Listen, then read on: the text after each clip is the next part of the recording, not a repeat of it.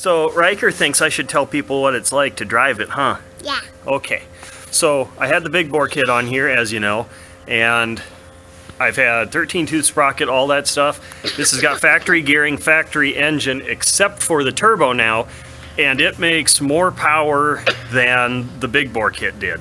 It accelerates faster than the big bore kit with a 13-tooth sprocket on the front. Yeah. So it's, I don't know how long it's gonna live, but it's a lot faster. And it's got bottom end power like it did when it was a stock engine. Yeah.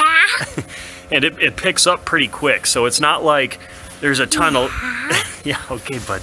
It's not like there's a ton of lag that you're waiting for to spool, for your turbo to spool. It picks up pretty much right away, and then when it gets about 5,000 RPM, it really kicks in and takes off. So I did some runs up and down the street and around the yard. I'm gonna edit that together for a video for YouTube, so head on over to Kory's Rides on YouTube if you'd like to see the full video and the build series.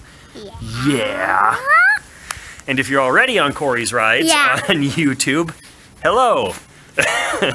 I'm also posting this to Facebook, which is why I put that message in. What should we do now, bud? Go inside. Okay, because it's cold, huh? Yeah. Freezing cold out here. Can you see your breath? Yeah. Yeah. Okay, bye.